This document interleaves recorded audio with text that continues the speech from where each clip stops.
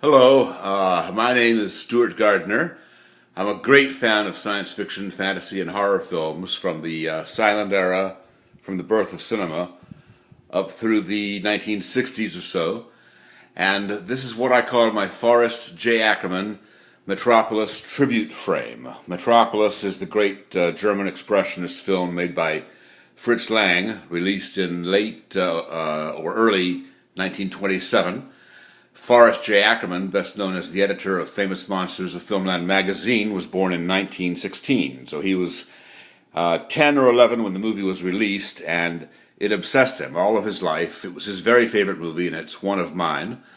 And let's see, all of the items in this frame testify to Forrest J Ackerman's love of Metropolis. To qualify for inclusion, everything in the frame has to pertain both to Forry and to the movie. Nothing pertains only to Forry or only to the movie. When I was, about 14 or 15, I discovered Famous Monsters of Filmland. That was in 1974, I think. And I flipped over the magazine and I fell in love with Forry Ackerman and began pelting the magazine and Forry personally with mail.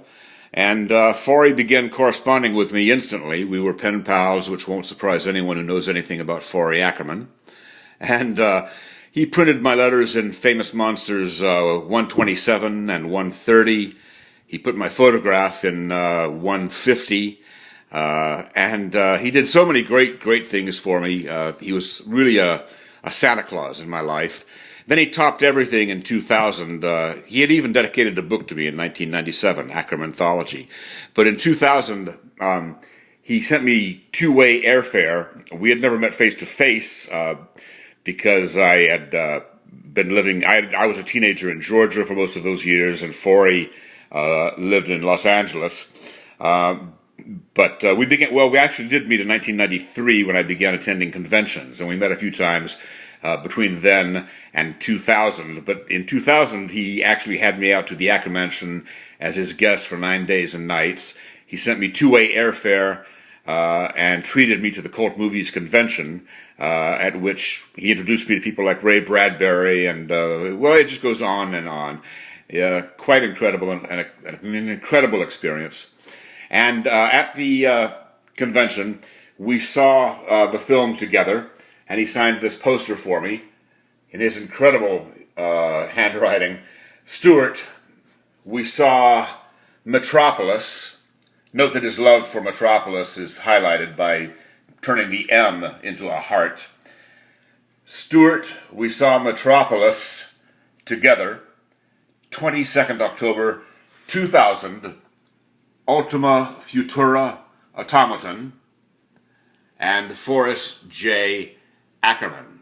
Forrest J Ackerman. Forrest J. I should tell you, he made up names for everything he loved and everybody he loved. He called me the Crouton King because I liked extra croutons in my salad. Ultima Futura Automaton was Forry's name for the incredibly beautiful robot from Metropolis. She was one of the great loves of his life, and he called her Ultima Futura Automaton because the film studio at which Fritz Lang made the movie was the UFA studio, the UFA or UFA studio in Germany. So the initials UFA gave birth to Forry's name for the film, for the Robotrix, as he called her. Not robot, but Robotrix, the female, beautiful design that inspired Ralph McQuarrie's design of C-3PO many years later in Star Wars. You can see the similarity between this robot and C-3PO. Forry was given a replica made by Bill Malone many years later, which was his favorite object in the Ackerman Mansion, and we'll see that in just a moment. The original robot, or Robotrix, is believed to have been destroyed, possibly shortly after the film was made, possibly later in the Blitz of Berlin.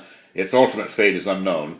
but the original is certainly not known to exist, but there are replicas, one of which was Forry's, and again, we'll see it in a minute. This poster that Forry signed for me is the interior of his little Metropolis souvenir book, the outside of which I've miniaturized here. This is an object you could buy from Forry or through the pages of Famous Monsters of Filmland. I don't know if you can, well, that's quite small, but it reads a fascinating look at life in the year 2026, text and captions by Forrest J Ackerman, stills from the Ackerman archive. When you unfolded this book, though, it turned into this poster, which forms the basis of the frame. Here we have the Robotrix featured on the badge that Forry wore at the, he was the fan guest of honor, or FGOH, at the 20th anniversary Archon. That's a big science fiction convention held in St. Louis every year. He was the fan guest of honor. Here, Forry, an avowed atheist, nonetheless loved to celebrate Christmas. I told you he was Santa Claus. And he turned the Robotrix, or his replica of it, given to him by Bill Malone, as I think I said, into a brightly decorated Christmas tree. Ultima, or Ultimate, Season's Greetings from Ultima and Forry. Here I've miniaturized, if I could find it, here I've miniaturized, far too small to read, but Forry's 3-page introduction to the 1963 ace paperback of the novel, which was written by Fritz Lang's wife, Thea von Harbel. That's the first page, and here we have the second and third pages of Forry's introduction to the paperback. And here is the ticket to the screening that we saw in the Hollywood Roosevelt Hotel. This little pin he gave to supporters of the Acker Mansion. It's an emblem of the Robotrix, which reads, Friends of the Acker Museum. He usually called his home the Acker Mansion, but this is Friends of the Acker Museum. In the Acker Mansion, here we have Forry showing me some props and original things from the movie. Here, he and I are holding one of the 2 miniature gongs used in the climactic sequence during the flooding. And these plaster busts were used in the film. These are busts of the 7 deadly sins, if you remember the sequence in which the macabre statues are believed to come to life in a man's feverish dream. On the wall here, we're pointing to the money that was printed for the Yoshiwara sequence, which was cut from the film for many years, but has recently been restored. This is a foam bust of the Robotrix. Forry didn't know the origin of that bust, or could not recall who gave it to him or how he came to possess it. Here, he and I are standing with Bill Malone's replica of the Robotrix, Forry's favorite object in the entire collection. Forry was a great friend for many years of the director of the film, Fritz Lang,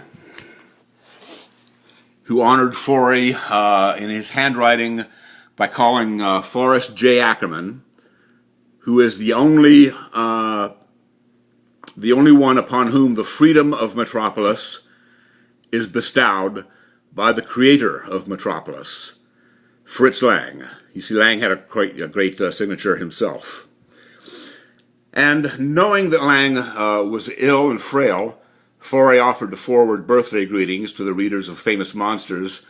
I was 14. I was already a Metropolis fan of some sort when I sent Lang a card through Famous Monsters via Forry. I was 15 when I received this letter from Fritz Lang in return. It was Fritz Lang's last birthday, and Lang signed this letter to me and to everyone else who sent a birthday greeting. The letter is dated January 1976 on his stationery, Fritz Lang, and I'll read it to you. It's, "Dear friend, even at 85, life holds many surprises. Just reaching this age is in itself something I never expected. and I certainly did not anticipate that so many friends, known and unknown around the world, would remember me on this occasion. I only wish I had the vision and energy to acknowledge each message personally. His reference to not having vision, you might remember that Fritz Lang wore a monocle all of his life. He actually bequeathed that to Forry, and Forry was going to give me the monocle at one point, but forgot, I think. But the sheer volume of these greetings makes it impossible for me to do so as much as I would like. Therefore, I ask you to forgive me for this brief note of thanks and to realize that it comes to you with my deepest and most heartfelt gratitude. Fritz Lang. Again, I sent this birthday card to Fritz Lang because in issue, 121 of Famous Monsters, which was published in December 1975, at which time I was 14, Forry printed this appeal regarding the Master of Metropolis, telling fans that the aged director would appreciate a birthday card. And I responded to that suggestion of the very thoughtful Forrest J Ackerman. Wonderful, wonderful man. Here we have a couple of Forry's business cards, which are using the motif of Metropolis. This one, let's see. I know you can't read this yourself probably, but Forrest J Ackerman, Sci-Fi, Imagine Movies, Monsterama Museum. Here, Metropolis, design from the film. This is not a business card, but one of Forry's return address labels, referring to the address of Glendower Avenue in Hollywood, California. Here's another return address label using the Robotrix. Forry's moniker. He had so many monikers and pseudonyms. Here is Dr. Acula in Horrorwood, California. Here's another return address label using Metropolis for Dr. Acula. Here he's Forrest J. Ackerman of Hollywood, California, with a still from the film showing the sequence in which Rotwang, the mad scientist, transports the soul of the heroine into his robot, or Robotrix. Here's Dr. Acula, another return address label showing the city from a distance. And here's the most memorable sequence in the film in which the rays of light circle the Robotrix as the soul of the heroine is transported into it. That's another return address label for Forry. And there are two quite small ones here. The top one reads, Mr. Science Fiction, Glendower Avenue, Hollywood, California, Metropolis Station. And the lower reads, please return to Forrest J. Ackerman, I'm sorry, I lost it there. Please return to Forrest J. Ackerman, Forrest J. Ackerman, Metropolis, Saturn. I'm sure anything lost would find it. This little pin Forry gave to supporters, I think I showed that to you earlier. Yeah, so the Ackerman Museum. There, you have a clearer look at it here this time. Good. Yes, I did show you that to you. I did show that to you before, but you have a better look at it there. And have I covered everything? I think that concludes our tour for now. But there's space yet, so who knows what might be added in the future. Maybe you have something that you would like to see in the frame. If you have anything that you think is suitable and pertains to both the movie and the man, I'd love to hear from you. Again, my name is Stu Gardner. I'm a very fortunate fellow bequeathed so many kindnesses by Forry Ackerman, also known in my heart forever as Santa Claus. I'm a lucky, lucky monster kid. Okay, thank you, everybody. Time to hang this back up on the wall. Bye-bye.